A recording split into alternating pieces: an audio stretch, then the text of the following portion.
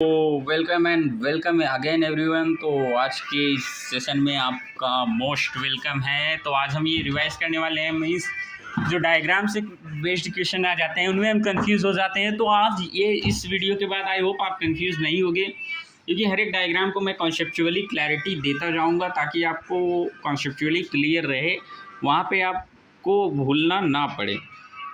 तो आइए हम स्टार्ट करते हैं बिना देरी किए। और फर्स्ट ऑफ ऑल आपको बता दूं, मैं आप सब्सक्राइब भी कर लीजिए। करीब 50 सब्सक्राइबर होने के बाद मैं लाइव ये सब डिस्कशन करूंगा। अपने शॉर्ट नोट्स का भी उस पर भी काम चल रहा है, उसको भी PDF फॉर्म में कन्वर्ट करके मैं इसको डिस्कस करने वाला हूं। विथ 11th से 12th कंप्लीट रिवाइज करेंगे हम शॉर्ट नोट्स से, तो लगे रहिए आप।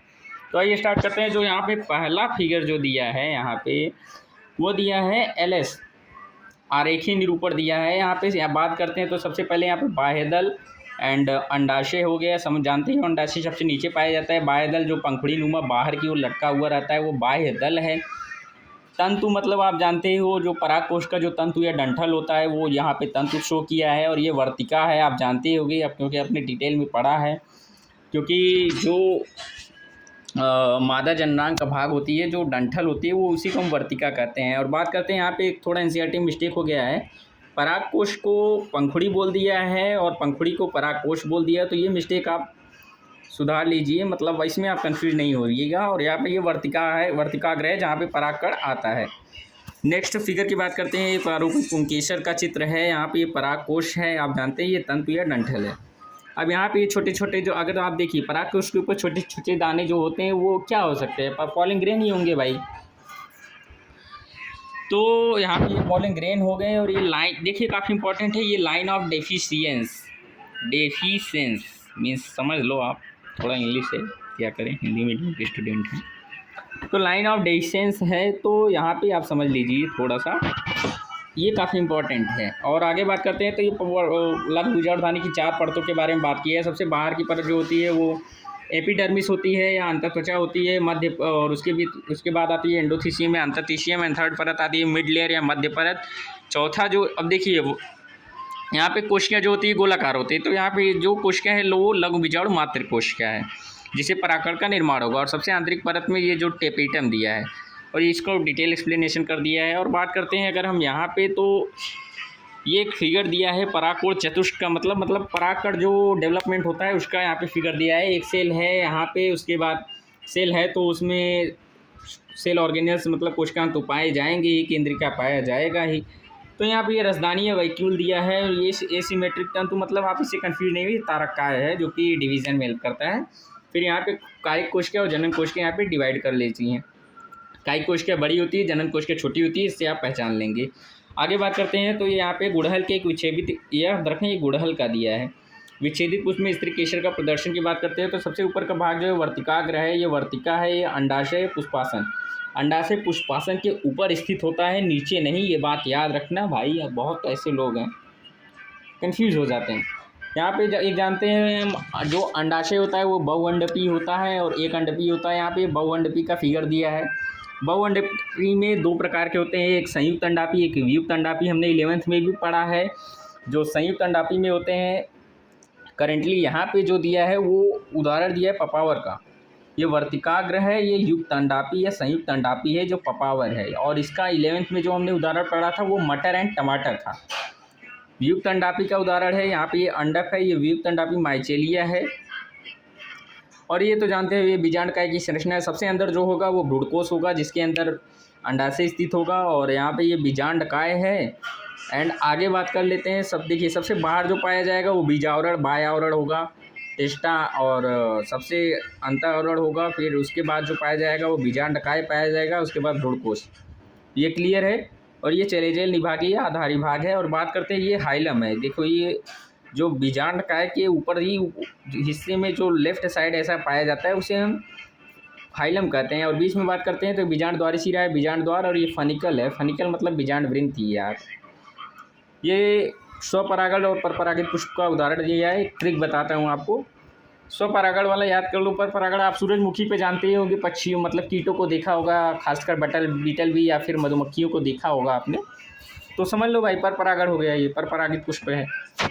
ये डायग्राम थोड़ा अनक्लियर है तो बट फिर भी मैं समझा देता हूँ। ये पॉकेट के रूप में है तो उन्मील्य होगा, मतलब ढका हुआ होगा, खुला हुआ नहीं होगा। और ये उन्मील्य मतलब ये खुला हुआ होगा। ये भाई अपने अंडाशय का विकास का ये चित्रण दिया है। यहाँ पे बीजांडकाय है, यहाँ पे गुरु बीजाणु मात्र कोशिका है। यहाँ बात करती है बीजांडकाय है, गुरु बीजाणु द्वितीयक हो गया, डिवाइस कर गया, गुरु बीजाणु चतुष्क का निर्माण करता है। फिर यहाँ पे मल्टीपल सेल सेल नहीं सेंट्रियोल मीन्स न्यूक्लियल डिवीजन होता है और यहाँ पे मल्टी केंद्रकी बन जाते हैं। उसके बाद यहाँ पे ये देखो, इसको याद करने का ट्रिक है, अगर 3 कोशिकाएं अगर साथ में इस प्रकार दिखाई दे तो उसे हम एंटीपोडल सेल कहेंगे। यहाँ डायग्राम उल्टा भी बन जाता है, कभी कभी ऊपर नीचे हो जाता है, बट याद करने का ये ट्रिक है। और 3 कोशिकाएं ऐसे दिखाई दी जो बड़ी हों, जिसमें एक बड़ी कोशिका दिखाई दे तो उसमें आप इसे हम एक अपैरेटस या अंड समुच्चय कहते हैं, जिनमें 2 सहायक कोशिका और 1 अंड कोशिका होती है। और बीच की केंद्रीय कोशिका ये 2 ध्रुवीय केंद्रक हैं जो द्वितीयक केंद्रक का निर्माण करेंगे। आगे बात करते हैं, वही यहाँ पे प्रतिवेशान, ये देखो इसको सीधा कर दिया है। ये एंटीपोडल सेल हो गया, ध्रुवीय केंद्रक हो गया, अंड कोशिका हो गई, ये दोनों सहायक कोशिकाएं हो गई।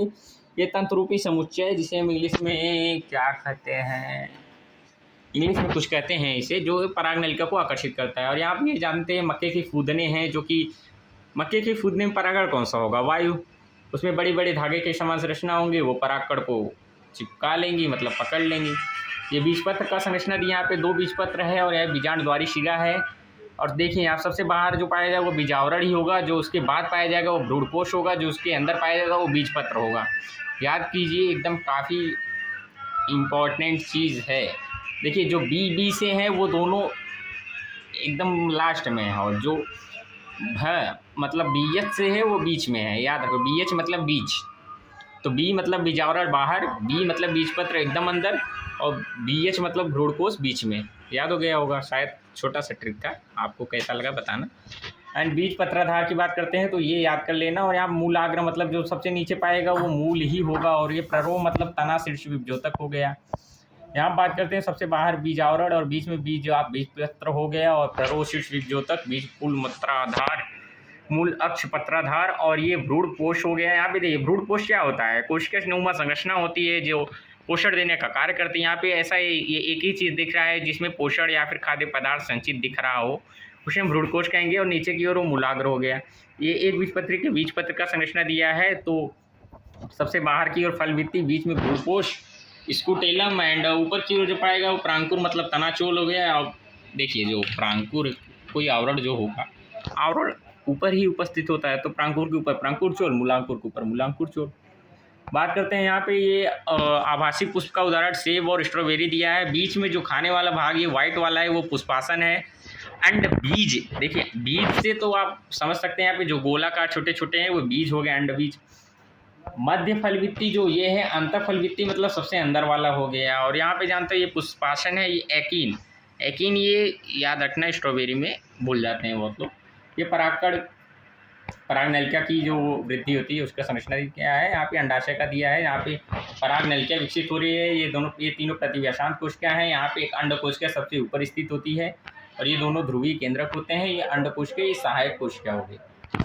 ओके, तो और यहाँ पे बात कर लेते हैं, तो ये वही केंद्रीय कोशिका हो गई। अब ये अंड कोशिका एंड ये जीव द्रव्य कला हो गई, ये सहायक कोशिकाएं हो गई, ये तंत्रूपी समुच्चय। यहाँ पे एक चीज़ एनसीईआरटी मिशन अंडरस्टैंडिंग के लिए दे दिया है कि कायिक कोशिका यहाँ पे आगे रहेगा, कायिक केंद्रक, नर युग्मक पीछे रहेगा भाई। और यहाँ पे देखिए यदि नर युग्मक आते हैं, एक नर युग्मक जाके अंड कोशिका से संलयित होता है, एक ध्रुवीय केंद्रक से संलयित होता है।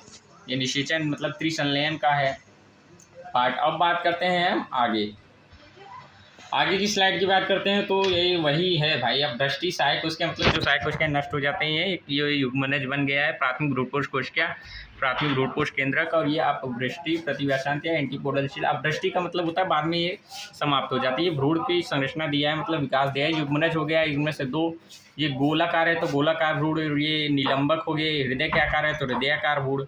अब ये परिपक्व भ्रूण में क्या होता है, ये परिपक्व भ्रूण की संरचना है, याद रखना काफ़ी इंपॉर्टेंट है। जैसे देख सकता है निम्न में से कौन सा परिपक्व भ्रूण की संरचना है, तो इसमें एक मूलांकुर पाया जाता है, एक प्रांकुर, और ये 2 बीजपत्र हो गए। और आगे बात करते हैं, तो फाइनली हमने रिवाइज कर लिया है मिनिमाइज टाइम में कॉन्सेप्चुअली। आई होप आपको समझ में आया होगा, एंड बिल्कुल आना भी चाहिए अगर आपने चैप्टर को अच्छे से क्लियर किया है।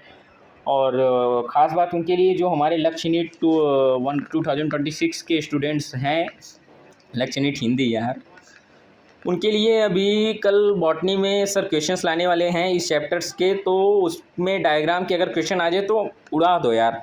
मतलब डायग्राम के क्वेश्चन रॉन्ग नहीं होने चाहिए, चाहे नीट हो, चाहे कोई भी बुक हो, या फिर कहीं भी क्वेश्चन प्रैक्टिस हो। तो आई होप आपको समझ में आया होगा। तो फिर सब्सक्राइब भी कर दीजिए करिए, क्योंकि इम्पॉर्टेंट है, टाइम भी लगता है। तो नेक्स्ट वीडियो के लिए मैं इलेक्ट्रोकेमिस्ट्री के लिए सोच रहा हूँ, आप कमेंट कीजिएगा कैसा रहा है ये सेशन। और नेक्स्ट वीडियो अगर आपको कोई इम्पॉर्टेंट या फिर कोई पर्टिकुलर चैप्टर का वीडियो एनसीईआरटी चाहिए तो आप कमेंट में बताइए, मैं उस पर भी काम करता हूँ। एंड रही बात, कुछ लोगों का मुझे कमेंट दिखा कि शॉर्ट नोट्स क्या भी कराओ, तो शॉर्ट नोट्स पर भी काम चल रहा है। वो जैसे ही PDF फॉर्मेट में चेंज हो जाता है, मैं भी उसको इसी तरह डिस्कशन करता हूँ और अच्छे वे में।